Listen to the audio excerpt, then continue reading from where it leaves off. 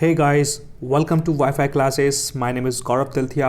और दोस्तों, बहुत ही इंपॉर्टेंट टॉपिक लेकर आया हूँ जिसका नाम है ईडियम्स एंड फ्रेजेस। दोस्तों, आप कोई भी एग्ज़ाम की प्रिपरेशन कर रहे होंगे, भाई भले ही वो एसएससी सीजीएल हो, सीएचएसएल हो, एसएससी एमटीएस हो, कोई भी एग्ज़ाम हो जहाँ जहाँ इंग्लिश पूछी जाती है, उस एग्ज़ाम के लिए ये ईडियम्स एंड फ्रेजेस बहुत हेल्पफुल रहने वाले हैं। तो ईमानदारी से ध्यान से पढ़ लीजिएगा, it will help you a lot. पढ़ा है कौन दोस्तों? गौरव तिलथिया एंड दैट्स मी। अच्छे से पढ़िएगा, बहुत इंपॉर्टेंट आपका time, it will never come back. ठीक है, चलो स्टार्ट करते हैं। अकील्स हील मतलब क्या होता है दोस्तों? इसका मतलब होता है स्मॉल बट फैटल वीकनेस। इसको बोलते हैं अकील्स हील। मान लो आप एग्ज़ाम देते हो और आपके सारे इंग्लिश भी अच्छा है, रीजनिंग भी अच्छा है, जीके भी अच्छा है, लेकिन मान लो मैथ्स अच्छा नहीं है आपका बहुत ज़्यादा। ठीक है, तो ये आपकी अकील्स रहेगी। छोटी सी लेकिन फैटल वीकनेस है, क्योंकि छोटी सी वीकनेस है कि यार बस ये नहीं बनता, लेकिन इसकी वजह से एग्ज़ाम रुक जाता है। तो छोटी ज़रूर है लेकिन ख़तरनाक वीकनेस है ये, तो इसको बोलते हैं दोस्तों अकील्स हील। अच्छा वर्ड है, ध्यान रखिएगा, कई बार आ चुका है। Second, add fuel to fire मतलब होता है टू मेक मैटर वर्स। मान लो जले पे नमक छिड़कना, इसी को बोलते हैं हिंदी में टू मेक मैटर वर्स। पहले से ही चीज़ें ख़राब चल रही हैं और कोई इसको ख़राब करेगा तो उसको बोलेंगे you are adding fuel to fire. मान लो किसी का रिश्ता टूट गया, कुछ हो गया, तो आप उन्होंने बोले क्यों भाई, हो गई शादी, हो गया तुम्हारा सगाई, ये वो, तो आप क्या कर रहे हो? You are adding fuel to fire. इसको बोलेंगे टू मेक मैटर वर्स। तीसरा है and armchair job. Armchair job मतलब होता है good income job with high comfort.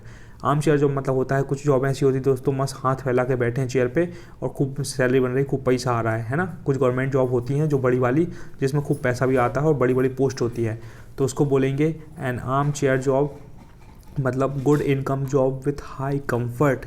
Okay, fourth वाला देखो, फोर्थ वाला है एन एक्स टू ग्राइंड। इसका मतलब होता है something done for a selfish reason. मेरा नाम है गौरव तिलथिया, अगर मुझसे कोई आके प्यार मोहब्बत से खूब बात करेगा तो मैं समझ जाऊंगा कि भैया he has an axe to grind या she has an axe to grind, उसको कुछ ना कुछ मुझसे काम होगा, इसलिए इतनी मीठी मीठी बात कर रही है। इसका मतलब है कुछ ना कुछ तो उसका सेल्फिश रीज़न है जो मुझसे इतनी प्यार मोहब्बत से बात कर रही है लड़की, क्योंकि अभी तक तो उसने हाय नहीं बोला, लेकिन एकदम से सीधा आके मुझसे खूब बात कर रही है। इसका मतलब कुछ ना कुछ उसका सेल्फिश रीज़न होगा। तो ये अच्छा वर्ड है, इसको भी ध्यान रखिएगा। एन आयरन विल, इसका मतलब होता है स्ट्रॉन्ग विल पावर। मतलब बोलते हैं ना दृढ़ इच्छा शक्ति, तो उसी को बोलते हैं स्ट्रॉन्ग विल पावर। अगर आपने डिसाइड किया है कि आप प्रिपरेशन करोगे, कंसिस्टेंट हार्डवर्क करोगे, तो आपका एक ये आयरन विल है ना। चलो सिक्स्थ वाला देखो, एन ओल्ड फ्लेम मतलब होता है, ये बहुत ही प्यारा है, इसको बोलेंगे पुराना प्यार। A person one had a romantic relationship with in the past. किसी के पुराने पास्ट में एक किसी लड़के लड़की के साथ रोमांटिक रिलेशनशिप रही है, उसको बोलते हैं एन ओल्ड फ्लेम। मान लो आप किसी की शादी में गए और आप अपने दोस्त से बोल रहे हो भैया she is my old flame, मतलब मान लो जिस लड़की की शादी हो रही है और वो आपकी पहले गर्लफ्रेंड रह चुकी है, तो आप अपने दोस्त को बताओगे कि she is an old flame, मतलब वो मेरा पहला प्यार था या थी। ठीक है, ऐसे याद रखिएगा, लिंक कर करके, इंपॉर्टेंट, ध्यान रखिएगा। सेवन्थ है an old head on young shoulder. ये बहुत अच्छा है दोस्तों, आपने एक इंटरव्यू देखा होगा अमिताभ बच्चन का, उसमें एक छोटे छोटे बाल का एक लड़का आता, छोटा सा बच्चा, कौटिल्य नाम का था, तो उसको बोल सकते हैं क्योंकि उसको पूरा जीके का एक एक चीज़, एशिया कॉन्टिनेंट, दुनिया भर के कॉन्टिनेंट, एक एक देश, कंट्री का नाम पता है, कैपिटल, करेंसी सब पता है, तो उसको बोलेंगे an old head on young shoulder. क्योंकि छोटा सा बच्चा, लेकिन उसको ऐसा लगता है जैसे बहुत एक्सपीरियंस्ड है, खूब नॉलेज है इस चीज़ का, इसलिए उसको बोलते हैं old head on young shoulder. मतलब नए शरीर पे ओल्ड हेड मतलब पुराने बुजुर्गों का दिमाग है। इस तरीके से इस ईडियम को उनने डिज़ाइन किया है, इंपॉर्टेंट है, अच्छा ध्यान रखिएगा। एट्थ वाला है an olive branch. Olive branch का मतलब होता है पीस रिक्वेस्ट, इसको बोलते हैं पीस ट्रीटी।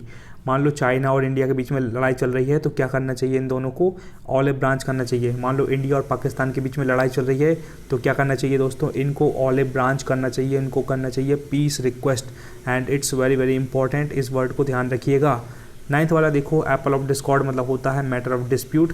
मान लो मेरा नाम गौरव है, मेरा एक दोस्त है ना नवीन, और हम दोनों के बीच में कोई लड़ाई हो गई, किसी बात पे झगड़ा हो गया, तो आप पूछोगे भैया what is the Apple of Discord between you and him, है ना।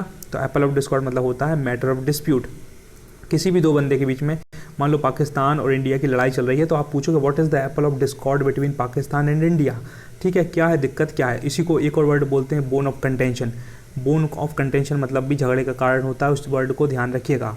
अगर कोई दो लड़के हैं, दो दोस्त हैं, उनके बीच में लड़ाई हो गई, तब भी आप बोल सकते हो what is the bone of contention between you and him, और एप्पल ऑफ डिस्कॉर्ड भी वही रीज़न है, उसको भी ध्यान रखिएगा, सेम है। ठीक है, 10th है एप्पल ऑफ वंस आई, मतलब होता है बहुत प्यारा, सबका दुलारा, वेरी लवेबल, डियरेस्ट वन उसको बोलते हैं एप्पल्स ऑफ वंस आई। मतलब जैसे एक क्लास होती है, क्लास में एक ना एक बच्चा या लड़का या लड़की मतलब फेवरेट होता है टीचर का, तो वो आप उसको बोल सकते हो apples of one's eye. Okay. 11th को बोलेंगे apple pie order in a good condition. जैसे मैं अपने घर में अपनी स्टडी टेबल है या जो भी अपने सामान है मैं उनको एप्पल पाई ऑर्डर में रखता हूँ। I like the things to be in apple pie order, मतलब गुड कंडीशन में होना चाहिए। ये नहीं कि एक चद्दर उधर है और इधर पड़ा हुआ तकिया उधर है, चड्डी इधर है, बनियान इधर है, ऐसा नहीं होना चाहिए। मस्त तरीके से जमा हुआ होना चाहिए सामान, बहुत अच्छा लगता है, तो उसको बोलते हैं I like the things to be in apple pie order.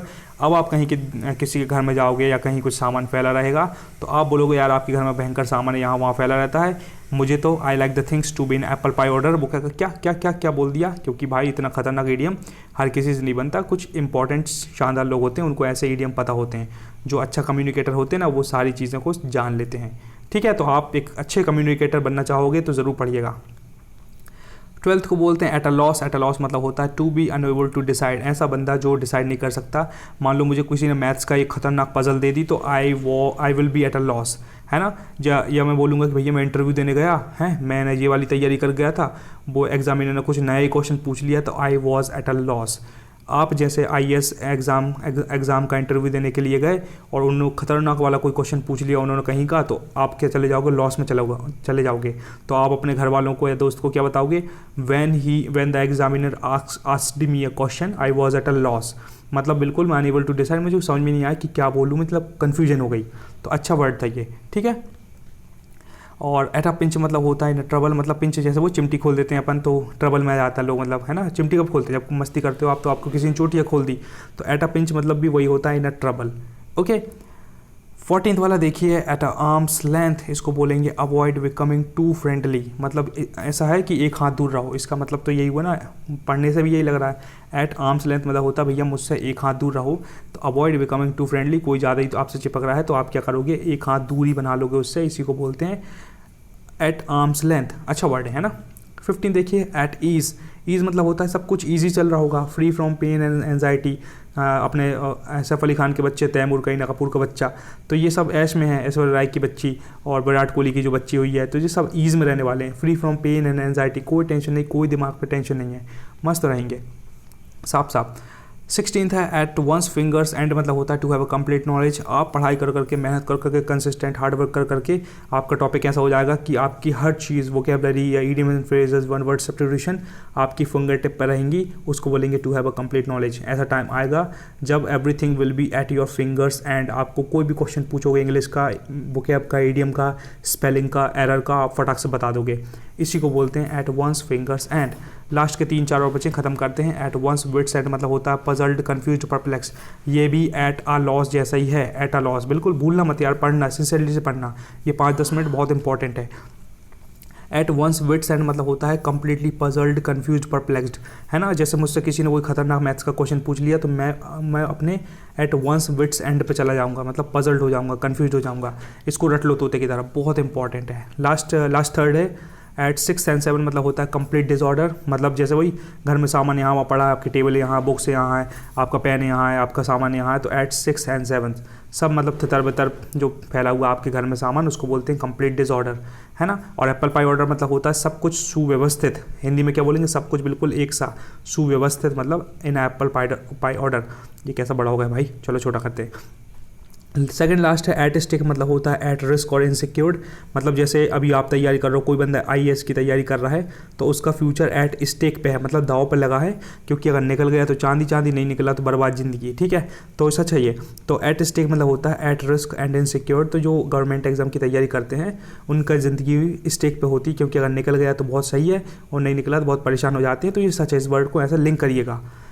Last वाला देखो एक इंपॉर्टेंट है एट द 11th आवर, मतलब होता है at the last possible moment. ये बहुत शानदार बताना चाहता हूँ मैं, है ना। अगर जैसे आपको आपके किसी बड़े भाई की शादी है 90 दिन बाद, आप सोच रहे हो कि मैं बहुत अच्छा दिखने वाला हूँ तो बहुत अच्छी बॉडी बना लूँगा, तो आपने मान लो 90 दिन बाद और 89th नंबर के दिन पे आप बॉडी बना रहे हो, तो आप एट द 11th आवर पे अपना काम चालू कर रहे हो, at the last possible moment, जो कि बेकार बात है।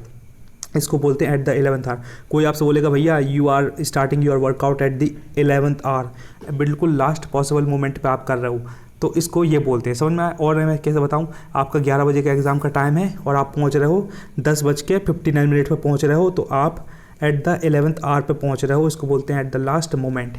ऑलराइट दोस्तों, बस इतना ही पढ़ाना था, बार बार रिवाइज नहीं करवाऊंगा, खुद आप समझदार हो, खुद पढ़ लेना। और अच्छा लगा वीडियो तो लाइक करें और सब्सक्राइब जरूर करें दोस्तों। It's very very important for you to subscribe this channel if you really want notification. ठीक है, thank you so much. Never ever give up, be consistent towards your goal and be proud of who you are. Subscribe जरूर करना।